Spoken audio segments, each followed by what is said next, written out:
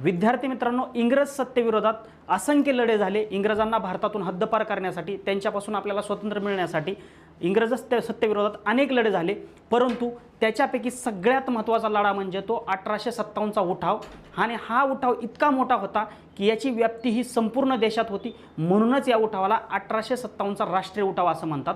परंतु नेमकी या उठावाची ठिणगी कशी पडली आणि याच्यामध्ये महाराष्ट्राचं योगदान काय होतं याबद्दल अगदी थोडक्यात परंतु महत्त्वाची, परीक्षाच्या दृष्टीने महत्त्वाची माहिती मी तुमच्यापर्यंत या व्हिडिओच्या माध्यमातून सांगणार आहे। त्यामुळे व्हिडिओ अगदी शेवटपर्यंत बघायचा आहे। बघा विद्यार्थी मित्रांनो, 1857 साली इंग्रज सत्तेला हादरवून टाकणारी म्हणजे इंग्रजांना सळो की पळो करून सोडणारी सगळ्यात मोठी क्रांती म्हणा किंवा सगळ्यात मोठा उठाव म्हणा किंवा सगळ्यात मोठा लढा हा 1857 साली सुरू झाला। आणि 1857 साली सुरू न होता त्याच्या अगोदर छोटे मोठे उठाव हे भारताच्या कानाकोपऱ्यात झाले होते, परंतु त्याची मेन ठिणगी, सगळ्यात महत्त्वाची ठिणगी ही 1857ला पडली। आणि याच्याबद्दल विस्तृतपणे माहिती आणि परीक्षेच्या दृष्टीने महत्त्वाची गोष्ट म्हणजे जे स्वातंत्र्यवीर सावरकर यांचे 1857चे स्वातंत्र्य समर हे जे पुस्तक आहे तुमच्यासाठी अत्यंत महत्त्वाचे आहे। कारण का, परीक्षेला याच्यावर प्रश्न येतो की 1857चे स्वातंत्र्य समर हे पुस्तक कोणाचे आहे, किंवा तुम्हाला असाही प्रश्न येऊ शकतो की 1857च्या उठावाची माहिती अर्थात व्याप्ती कोणत्या पुस्तकात दिली आहे। तर याचं उत्तर हे असेल।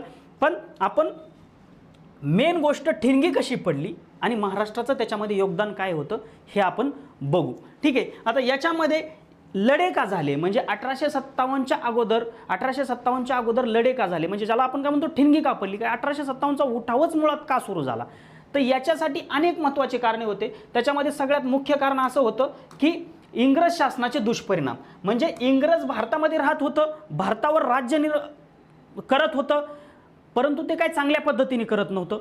इंग्रज हे भारताला खूप त्रास देत होते, भारतातील लोकांना खूप त्रास देत होते। मग त्याच्यामध्ये इंग्रज शासनाचे काही दुष्परिणाम होते ते या माध्यमातून बाहेर आले। त्यानंतर दुसरी गोष्ट म्हणजे कंपनीच्या सत्तेमुळे, तुम्हाला माहिती आहे भारतामध्ये ईस्ट इंडिया कंपनी होती आणि या कंपनीच्या सत्तेमुळे लोकांना अनेक त्रास झाला, सत्तेविरुद्ध असंतोष वाढत गेला। जे शेतकरी लोक आहेत, सर्वसामान्य लोक आहेत, त्यांना प्रचंड त्रास झाला, शेतमालाला भाव नव्हता। म्हणून 1770मध्ये म्हणजे 1770मध्ये त्या काळामध्ये बंगाल प्रांतात खूप मोठा दुष्काळ पडला होता। म्हणजे अगोदरच ईस्ट इंडिया कंपनी ही भारतातील मालाला भाव देत नव्हती, शेतकऱ्यांना त्रास देत होती, लोकांच्या मनामध्ये असंतोष होता। आणि त्याच्यामध्ये आणखीन एक ठिणगी त्या काळामध्ये काय पडली की 1770ला बंगाल प्रांतात खूप मोठा दुष्काळ पडला आणि या दुष्काळाकडे जाणून बुजून इंग्रज सत्तेने दुर्लक्ष केलं। बघा महत्त्वाचं कारण आहे, इथून कधी सुरुवात झाली होती म्हणजे बंगाल प्रांतात कधी दुष्काळ पडला होता ही गोष्ट तुमच्यासाठी महत्त्वाची। 1770ला बंगाल प्रांतात खूप मोठा दुष्काळ पडला होता आणि या दुष्काळामध्ये लोकांना समजून घेतलं पाहिजे, लोकांना संवेदनशीलतेने वागणूक दिली पाहिजे। असं कुठल्याही प्रकारची गोष्ट न करता इंग्रज सरकार पूर्णपणे उदासीन राहिलं आणि 1773 पासून या दुष्काळातील लोकांना झालेल्या त्रासामुळे या उठावाची सुरुवात झाली। हे एक पहिलं कारण आहे, बंगाल प्रांतातला दुष्काळ आणि त्याच्यानंतर झालेल्या लोकांच्या मनामध्ये असंतोष। ठीक आहे, त्यानंतर दुसरी कोणती गोष्ट होती, दुसरी गोष्ट अशी होती की महाराष्ट्रामध्ये उमाजी नाईक, रामोशी समाजाचे जे उमाजी नाईक होते, ह्या उमाजी नाईकांनी इंग्रजांविरुद्ध बंड पुकारलं 1818 नंतर। म्हणजे 1818मध्ये त्यांनी काय केलं, जो रामोशी समाज होता या रामोशी समाजाला एकत्रित आणण्याचं काम केलं आणि 1826ला इंग्रजांविरुद्ध त्यांनी बंड पुकारलं आणि नुसतं बंड न पुकारता त्यांनी ऐतिहासिक जाहीरनामा काढला। कुणाविरुद्ध ऐतिहासिक जाहीरनामा काढला, इंग्रजांविरुद्ध ऐतिहासिक जाहीरनामा काढला। आणि मग त्याच्यामध्ये महाराष्ट्रातील वेगवेगळ्या भागामध्ये पुणे असेल, सातारा असेल, अहमदनगर असेल, नाशिक असेल, भोर असेल, सोलापूर असेल, मराठवाड्याचा बऱ्यापैकी भाग हा भाग त्यांनी पिंजून काढला आणि ह्या भागामध्ये इंग्रजांना सळो की पळो करून सोडलं।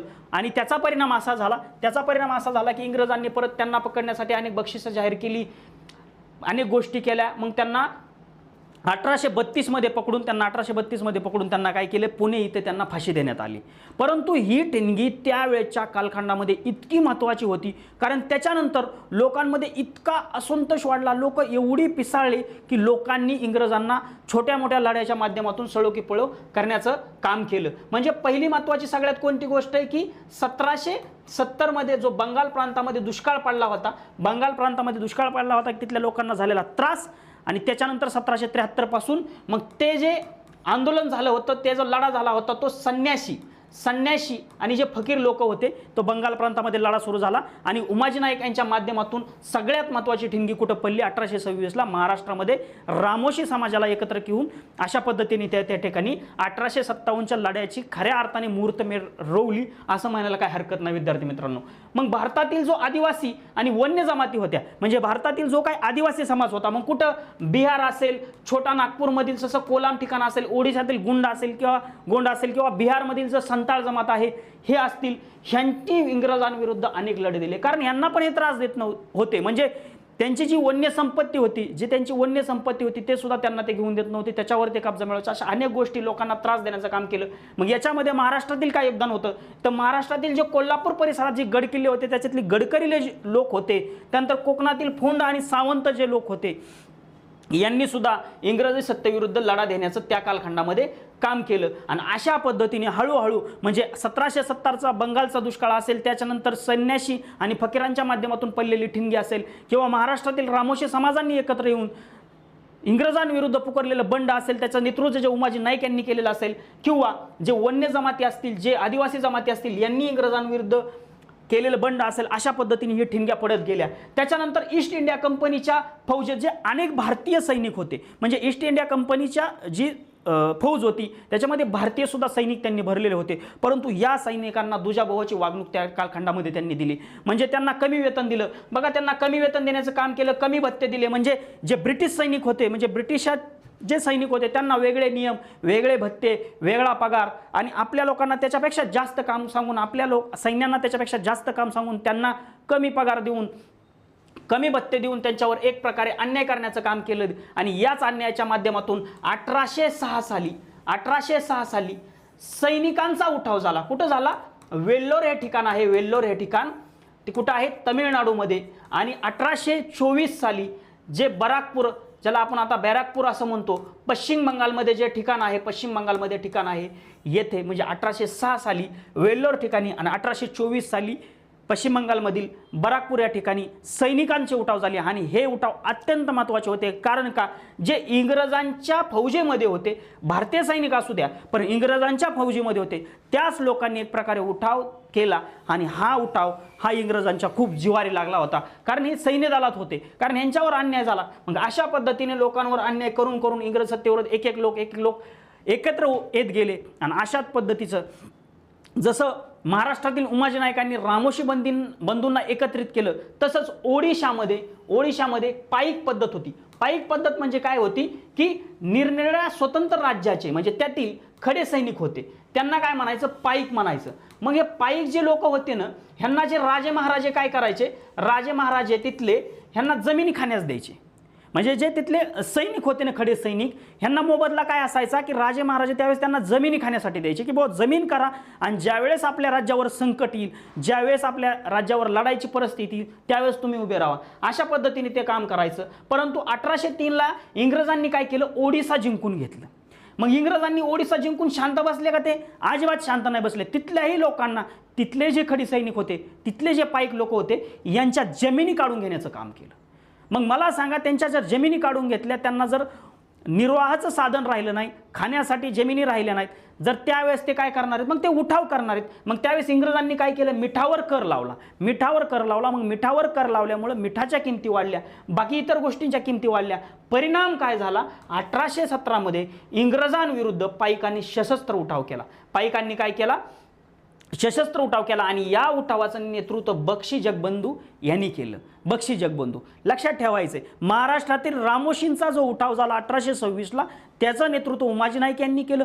जो पाईकांचा उठाव झाला, पाईकांचा उठाव ओडिशामध्ये झाला, इंग्रज सत्तेविरोधात झाला, 1817ला झाला, त्याचे नेतृत्व कोणी केलं? त्याचं नेतृत्व केलं बक्षी जगबंधू यांनी. अशा पद्धतीने विद्यार्थी मित्रांनो, एक एक राज्यात मग महाराष्ट्र असेल, बिहार असेल, परत तुमचं ओडिसा असेल, पश्चिम बंगाल असेल, असं राष्ट्रीय ह्याला व्याप्ती मिळाली, राष्ट्रीयाला व्याप्ती मिळाली आणि इंग्रज सत्तेविरोधात त्यावेळेस आव्हान निर्माण करण्यात आलं. आणि अशा पद्धतीने मग महाराष्ट्रातील रामोशी समाजाच्या माध्यमातून असू द्या, आदिवासी बांधवांच्या माध्यमातून असू द्या, किंवा जसे महाराष्ट्रातील गडकरी असतील, गोंड समाज असेल, त्यानंतर सावंत असेल, फोंड असेल, ह्या समाजाच्या माध्यमातून हळूहळू एक एक लोक एकत्रित येत गेले. आणि याची ठिणगी पडून काय झालं तर 1857चा राष्ट्रीय उठाव झाला.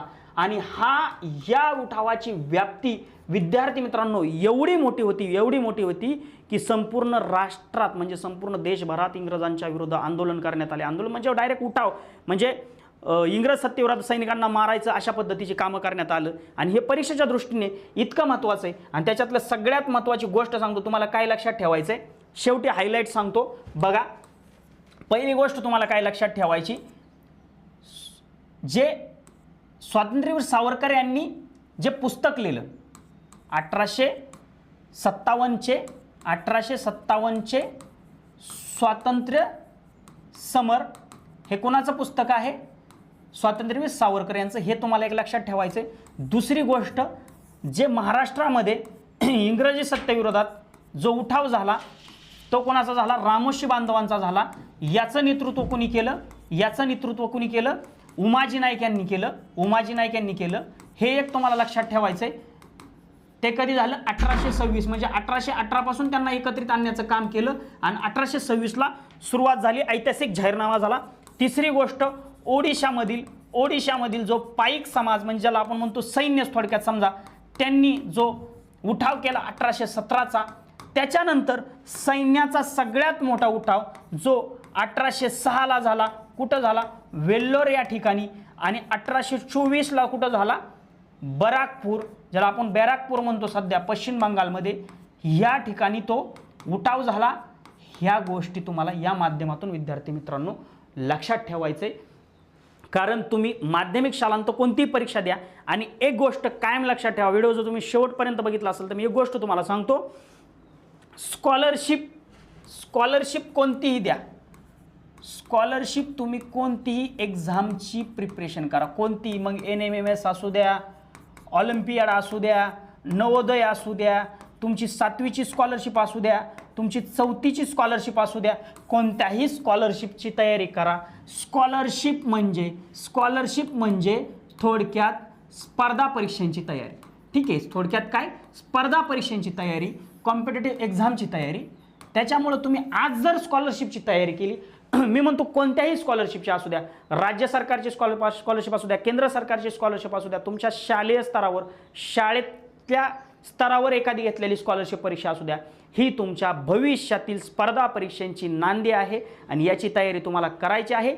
आणि ती कोणासोबत करायची आहे, तुम्हाला आमच्या ई-सारथी ऑनलाईन सोबत. म्हणून तुम्हाला भविष्यातील सगळ्या स्कॉलरशिपच्या परीक्षा आणि सगळ्याच येणाऱ्या स्पर्धा परीक्षांचा पाया मजबूत करण्यासाठी, जर तुम्हाला पाया मजबूत करायचा असेल, स्कॉलरशिपची तयारी करायची असेल, तर आमच्या ई-सारथी स्कॉलरशिप चॅनलला नक्की सबस्क्राईब करा. धन्यवाद.